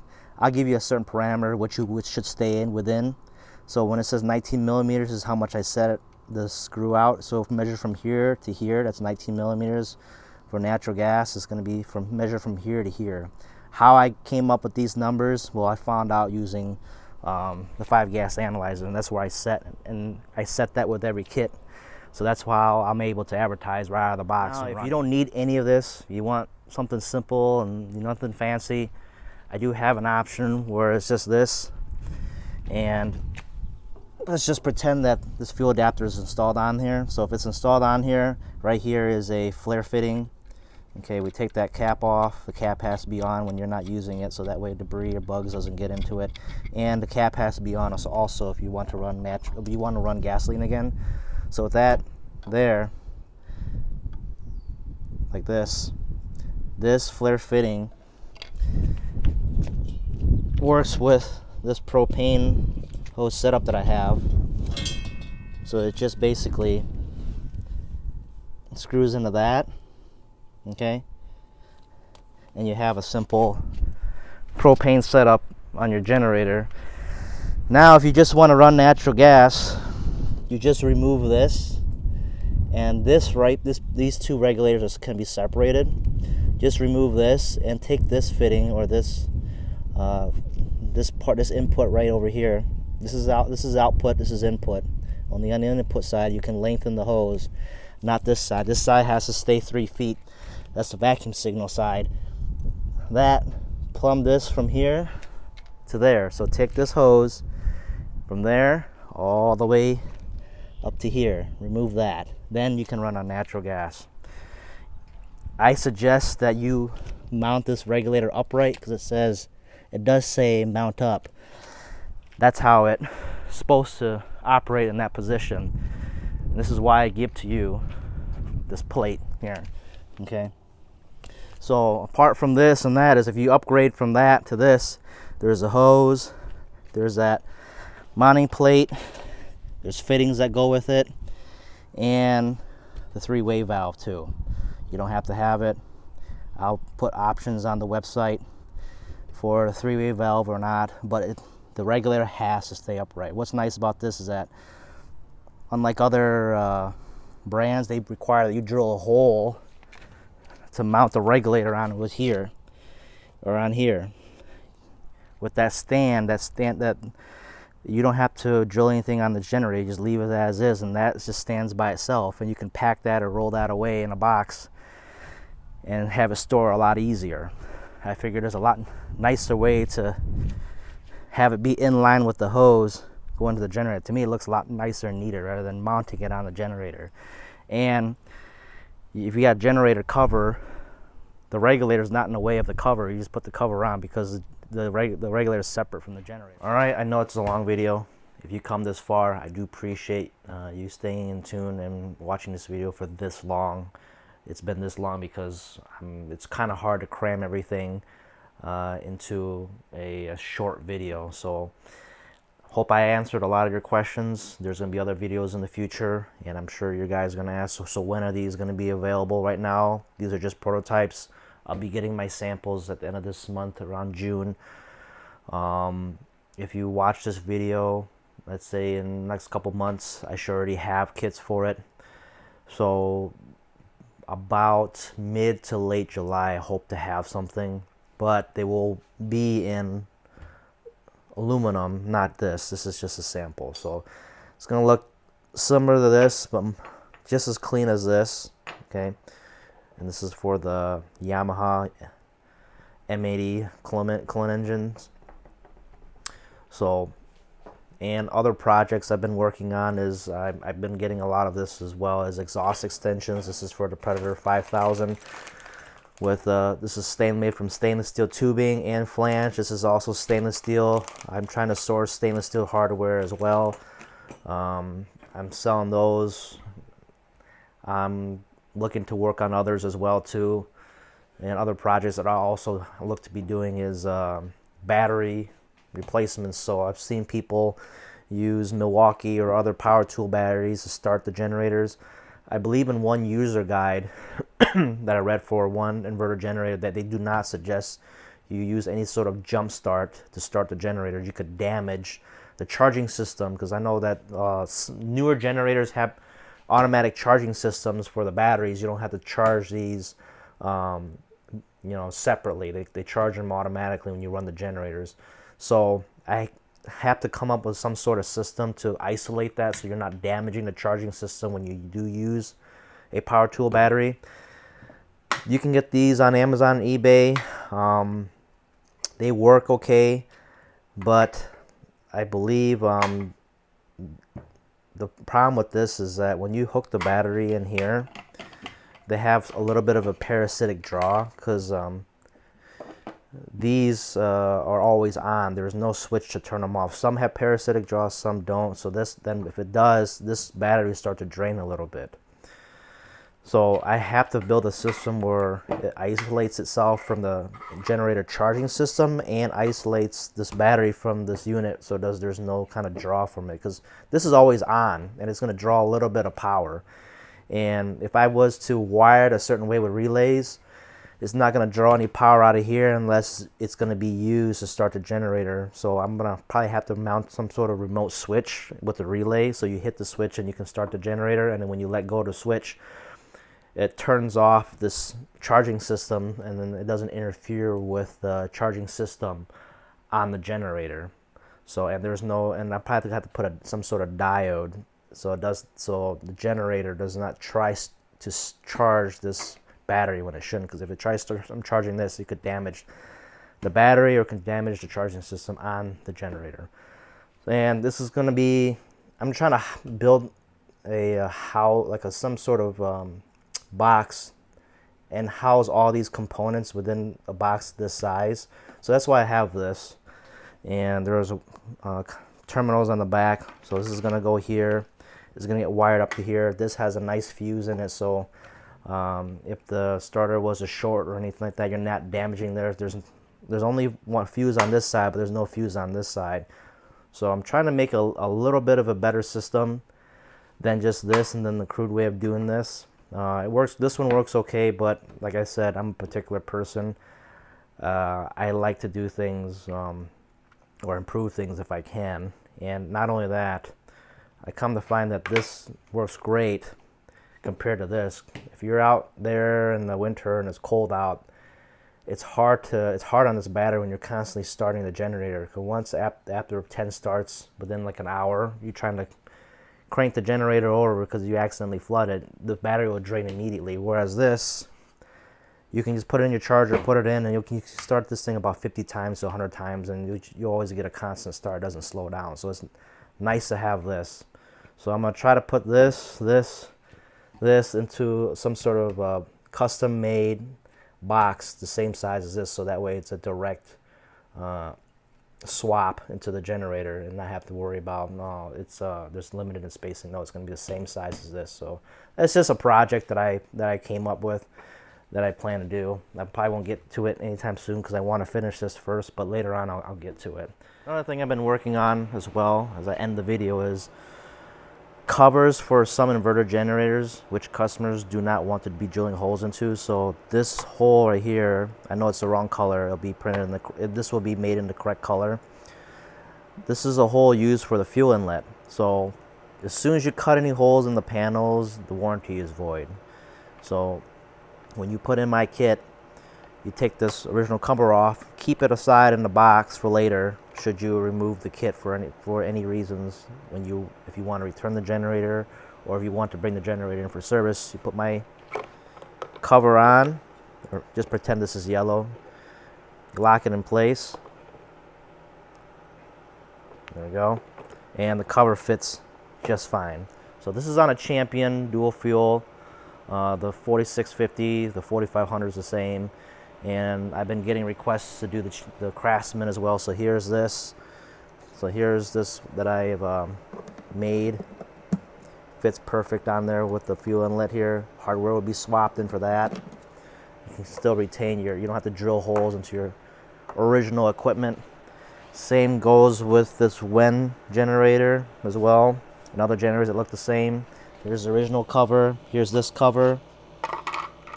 This is just a prototype cover, and it fits with that hole. So you don't have to be drilling holes in that cover, or worrying about getting a hole saw, or locating exactly where that hole is. Once you do get this cover, it replaces it, and makes the kit a lot nicer to install when you have the right parts. So that's the aim for my kit, is something very easy, user-friendly. So. But alright guys, I appreciate you staying in tune. I'll keep you guys updated. Please visit my website, granergy-us.com. Hit me up by email, give me a call, and give me a like as well. So hope you liked the video. I apologize if it's this long. Other videos in the future will be a little bit more shorter, but I felt like I should make up for the 2 years that I haven't been posting anything on YouTube. So, all right, guys, see you later.